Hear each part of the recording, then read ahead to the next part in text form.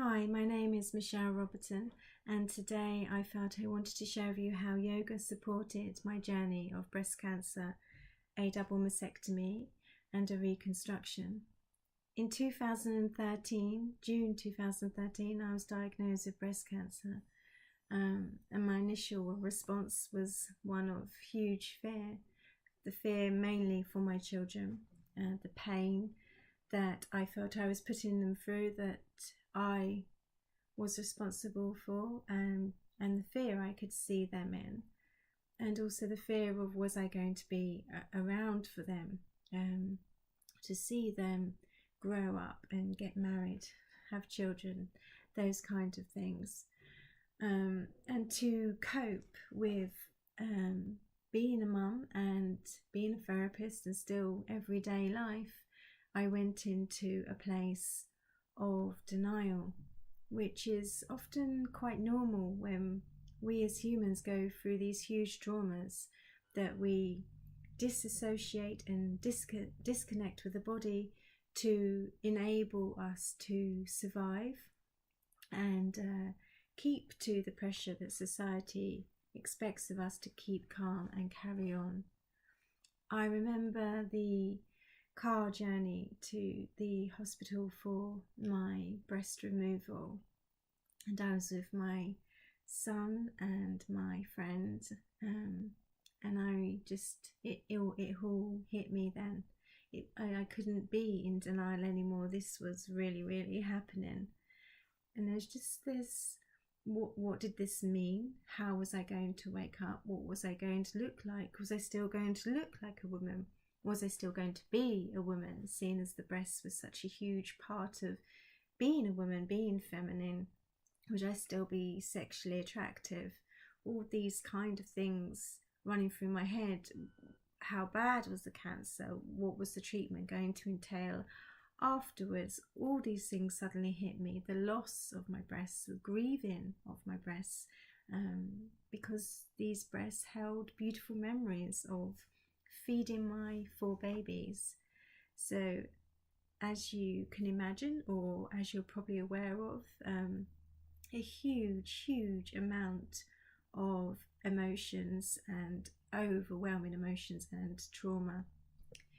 It was the Christmas after, so that was in the September. It was the Christmas after that I decided that I was going to start attending to some of my dreams and goals that I had put on hold, and one of those was to train to be a yoga teacher.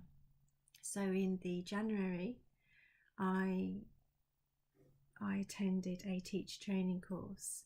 Now, my practice before the breast removal was one very dynamic, very flowing, all about flexibility, all about making poses and perfect poses. So of course I went into this teacher training thinking that it would be the same, especially as the surgeons after surgery say, 6 weeks you'll be back to normal, everything will be fine. But of course everything wasn't back to normal, because I wasn't back to normal, and the body was never going to be the same. My left arm felt weak and tingly where they'd removed the lymph, right into the palms of my hands, down to my fingertips. Because I'm slight, I could feel the ports under my armpits. The expansion, the reconstruction was very painful. My chest was tight. I felt the breasts were wearing me instead of me wearing them. Kind of like when we wear new shoes, they kind of feel odd on us for a while. And this was how the breasts were feeling. I hadn't owned them, I hadn't moved into them, and my body was certainly not the same. So unfortunately I had to leave that teacher training. I couldn't do downward dog. There were so many poses I just could not do, and it felt unkind to put myself under that pressure to fulfill a dream. So there had to be another way. Now, fortunately, on the wings of angels, I found an amazing teacher called Jude Murray, who runs training courses for teachers so they can help people going through cancer treatment and recovery. And she allowed me to attend her course so I could specialize in helping people in the same space as me. So it's very much my experience, my journey has enabled me to create the classes I create, and I'm extremely passionate about that. My yoga mat became my safe place, and for just a couple of months the only pose I did was Savasana.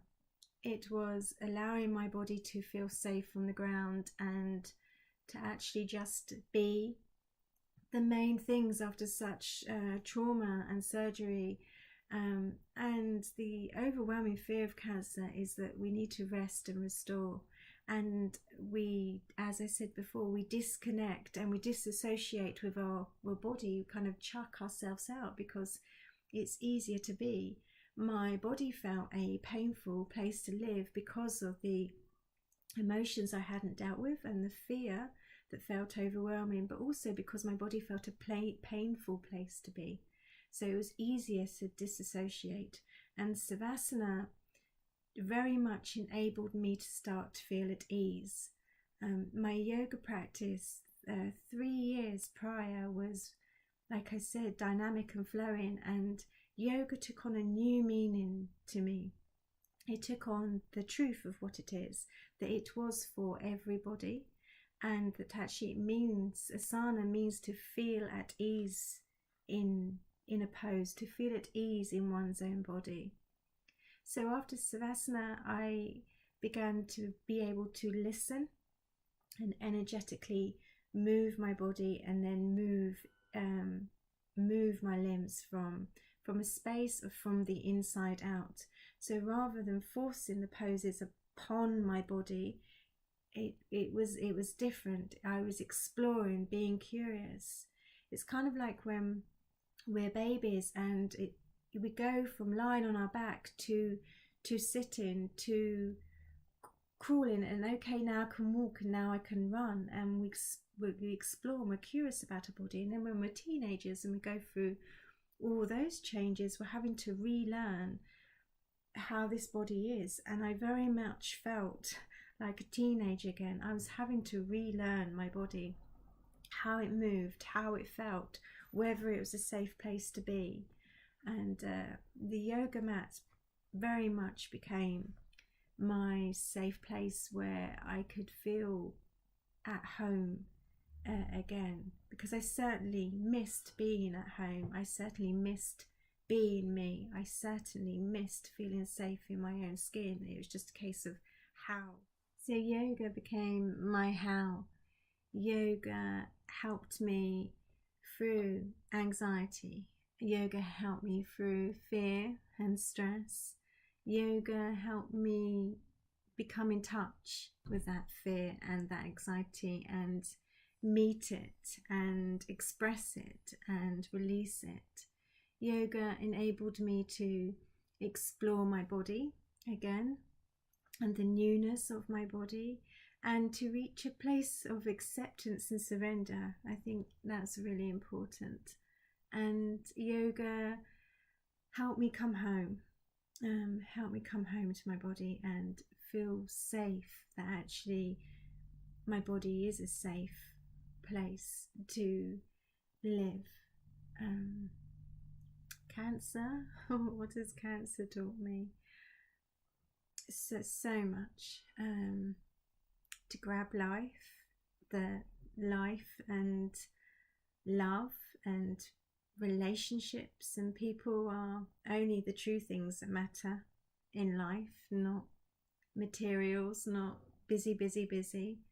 The head is not a great place to live, and to actually savor every moment and store memories. I think that's what cancer's taught me. And to be kind to my body, kind to my feelings, and kind to everyone around me. So I start teaching at the Float Spa in Hove next week, which I'm very, very excited about and a little bit emotionally overwhelmed about. That I actually now get to share and get to speak and get to support others from a place of heart and a place of truth and a place of complete compassion, understanding, and my desire in everything I do is to support people in coming home to their bodies and to feel safe in their own skins. So if you're looking to attend next week, or you know someone who would benefit from some love and some kindness and some support and maybe some wisdom into getting back to their bodies, and to be kind, to learn how to be kind to themselves during cancer treatment and recovery, and not push and shove and try to be somewhere they're not, then please feel most welcome to contact me.